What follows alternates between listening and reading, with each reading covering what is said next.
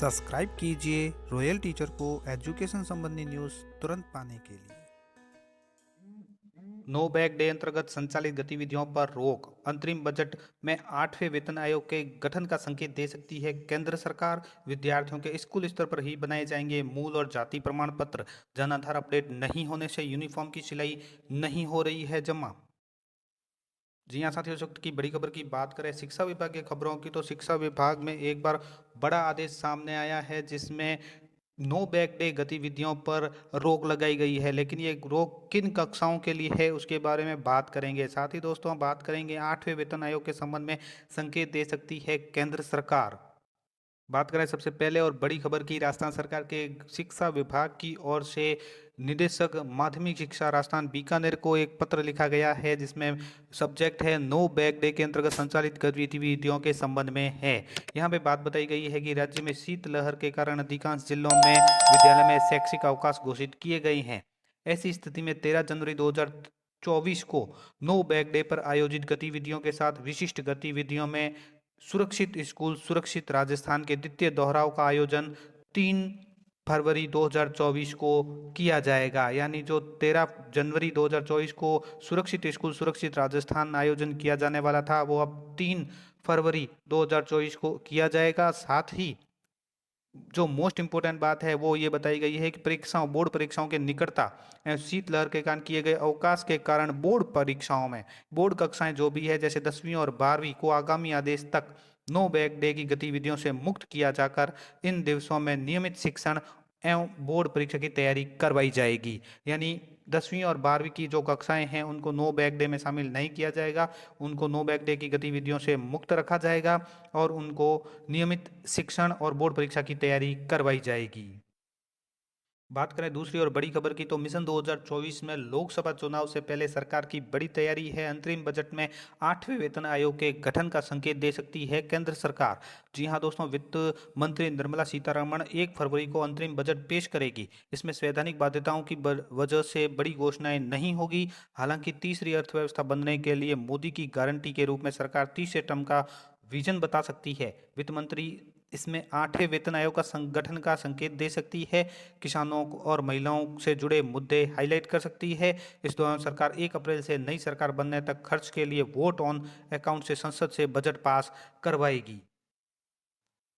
साथ ही बजट आयोग का बता दें कि 10 साल बाद गठित होता है वेतन आयोग। जी हाँ दोस्तों, 8वें वेतन आयोग का लाभ केंद्र के 48.67 लाख कर्मचारी और 67.95 लाख पेंशनर को होगा। बेसिक सैलरी में 3 गुना वृद्धि हो सकती है। फिटमेंट फैक्टर भी बढ़ेगा। इससे पहले 28 फरवरी 2014 को यूपी सरकार ने 7वें वेतन आयोग का गठन किया था। 2016 में केंद्र ने इसे लागू किया। 13 राज्यों में सिफारिशें लागू हो चुकी है। महिलाओं के लिए कई बचत योजनाएं भी आ सकती है जिसमें महिलाओं के लिए बचत पर ज़्यादा ब्याज, कामकाजी को सस्ता लोन, टैक्स स्लैब बढ़ाने और महिलाओं की संख्या 30% से ऊपर रखने वाली कंपनियों को रियायत देने के संकेत दे सकती है। शिक्षा मंत्री दिलावर ने दिए संकेत, विद्यार्थियों के स्कूल स्तर पर ही बनाए जाएंगे मूल और जाति प्रमाण पत्र। स्कूली विद्यार्थियों के मूल और जाति प्रमाण पत्र बनवाने के लिए शिक्षा विभाग नई व्यवस्था शुरू करने जा रहा है जिसके तहत स्कूल स्तर पर ही प्रमाण पत्र बनाए जाएंगे। इसके लिए शिक्षा मंत्री मदन दिलावर ने संस्था प्रधानों और शिक्षा अधिकारियों को समन्वय कर सिस्टम तैयार करने के निर्देश दे दिए हैं। दिलावर ने गुरुवार को सचिवालय में शिक्षा विभाग के अधिकारियों की बैठक ली। उन्होंने कहा है कि वर्ष 2006 में भाजपा सरकार ने विद्यार्थियों से बिना एप्लीकेशन मूल निवास और जाति प्रमाण पत्र बनवाने की पहल की थी। इसके तहत स्कूल प्रधानों की ओर से एक फॉर्म तैयार कर छात्र छात्राओं से भरवाया गया। इसमें ग्राम सेवक पटवारी के साथ समन्वय करते हुए जानकारी को वेरीफाई करवाया गया। उन्होंने इसी तर्ज पर शिक्षा विभाग के स्तर पर सिस्टम विकसित करने के लिए निर्देश दिए हैं। साथ ही बच्चों के पास समय पर किताबें पहुंचे, इसके लिए भी शिक्षा मंत्री ने बैठक में कहा है कि नए सत्र से स्कूल खुलते ही बच्चों के पास किताबें पहुंच जानी चाहिए। पाठ्य पुस्तक मंडल इसके लिए कार्य योजना तैयार करे। इस दौरान दिलावर ने अधिकारियों से विभाग की 100 दिवसीय कार्य योजना सहित अन्य जानकारी व कार्य प्रणाली की जानकारी भी ली। बात करें अंतिम और बड़ी खबर की, जिसमें जन आधार अपडेट नहीं होने से यूनिफॉर्म की सिलाई नहीं हो पा रही है जमा। जी हां दोस्तों, आप सभी जानते हैं सरकार ने विद्यार्थियों को निःशुल्क यूनिफॉर्म के साथ साथ सिलाई के लिए निर्धारित राशि देने की भी योजना लागू कर रखी है, लेकिन शिक्षा विभाग के अधिकारियों की उदासीनता के चलते जन आधार अपडेट नहीं हो पा रहा है। इस वजह से विद्यार्थियों की सिलाई की राशि नहीं मिल रही है। अभिभावकों को अपनी जेब से सिलाई का खर्च उठाना पड़ रहा है।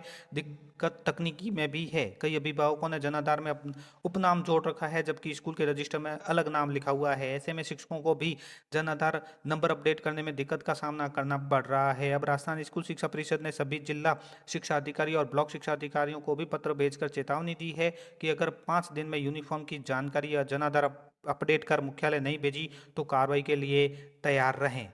साथ ही क्या कहना है गजानंद सेवक, अतिरिक्त जिला परियोजना समन्वय समग्र शिक्षा का।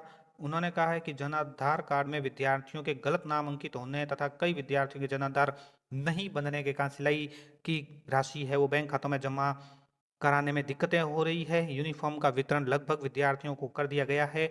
गत शिक्षा सत्र में 92% विद्यार्थियों को इस योजना का लाभ मिल चुका है। साथ ही इसके लिए आपको बता दें कि 200 रुपये सिलाई के लिए तय किए गए हैं। कक्षा 8 तक के जो राजकीय विद्यालय में अध्ययनरत विद्यार्थी है उनके लिए विद्यार्थियों को 2 सेट निःशुल्क यूनिफॉर्म उपलब्ध करवाई जाएगी। सिलाई के पेटे 200 रुपये प्रति विद्यार्थी जन आधार नंबर बैंक खाते में जोड़ने के बाद जमा की जाएगी। तो दोस्तों ये थी आज की शिक्षा विभाग की बड़ी खबर। उम्मीद है दोस्तों ये वीडियो आपको पसंद आई होगी। वीडियो पसंद आए तो जरूर लाइक शेयर और सब्सक्राइब कीजिए। पास में आने वाले घंटी के बटन को जरूर दबाएं। एजुकेशन